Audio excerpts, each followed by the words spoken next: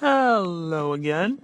We are going to talk about the last part of this mini series before the next video will be more about citations, where information came from, etc., all that wonderful technical stuff. Because, like any essay, you gotta get your citations going. But for now, we are going to talk about in this video how does advertisement in YouTube and content creators kind of influence us, influence the viewers, influence the people that are actually watching this video and then learning shit. Well, excuse me, French, sorry. But when you think about it, if certain companies are advertising for certain people in that way, that means the people who are watching, the audience of that creator, is most likely going to buy certain beauty products or certain merchandise, etc. And that's going to make their business boom. But at the same time, it kind of makes the sheep of the flock theory. I know this is going a little bit off handle when it comes to, there's probably a more better name for it, but it's when you start thinking like a herd instead of an individual. It's when instead of, oh, I just like this certain product because it works for me, it's more of like, hey, my favorite YouTuber has used this product, so I really want to try it myself, kind of thing, instead of thinking for yourself, or like, oh, I only use this because this creator has done that. Which, if you want to try something new, that's a good thing, but at the same time, it could be very bad because you're not really thinking about for yourself. You're not thinking, hey, I just use this makeup because it works for me and I think it's cool, other than, oh, I'm just using this product because I've seen it in 500 beauty blogs, for instance. Or like, I'm getting this box because it's the only box subscription I know that has this kind of thing in it. So it's almost like you're not really thinking for yourself. It's almost like where in the video series, Don't Hug Me, I'm Scared, everyone knows the main theory on that is the whole incorporation of artists getting pressured to make certain content to make people think a certain way. For instance, in the series, they showed the one of the kids' fathers being the head honcho of this company, and they only want people or kids in this matter to grow up on that certain product, so then that means they're totally 100% loyal to them and a lifelong customer instead of thinking of them as a person and thinking of their own well-being. Like, they don't care what they put in their products sometimes. I'm not saying all companies do that, but some companies don't. Some companies just want the money. This can really hurt the audience when you think about it, because it's only showing them certain content or certain ways the creators do, just so they can get money for a living.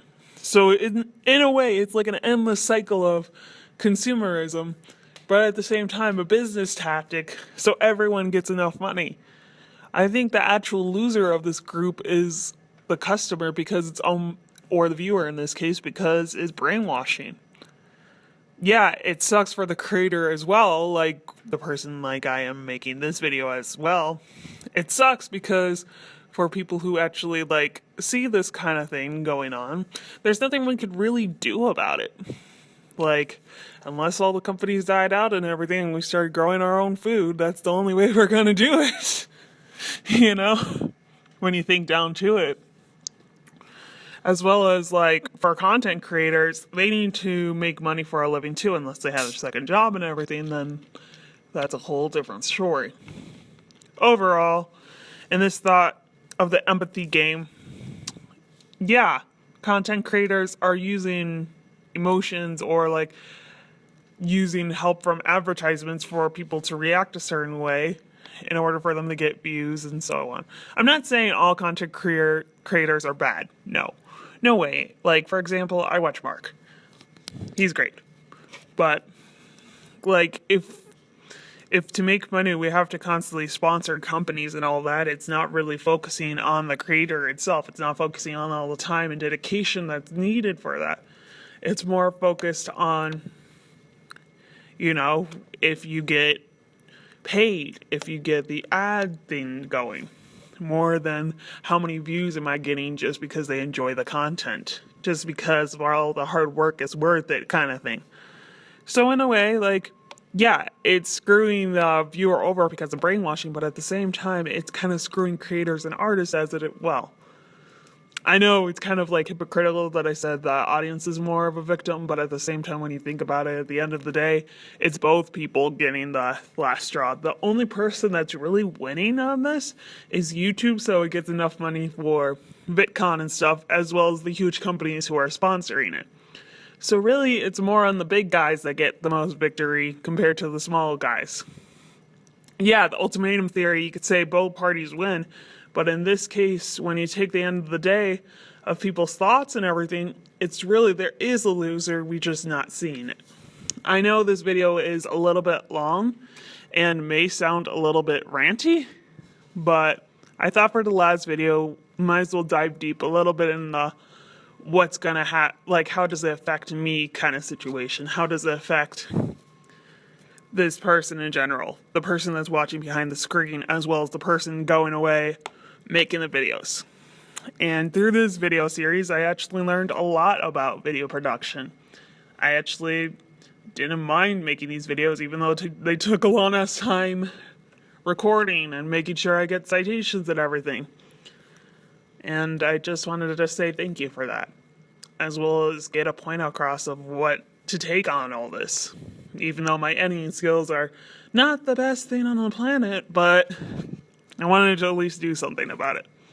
I hope you guys enjoy the series. I will post the citations video soon. And I hope you guys have a brilliant day. And if you have any ideas of if you want me to do this again sometime, let me know. Bye.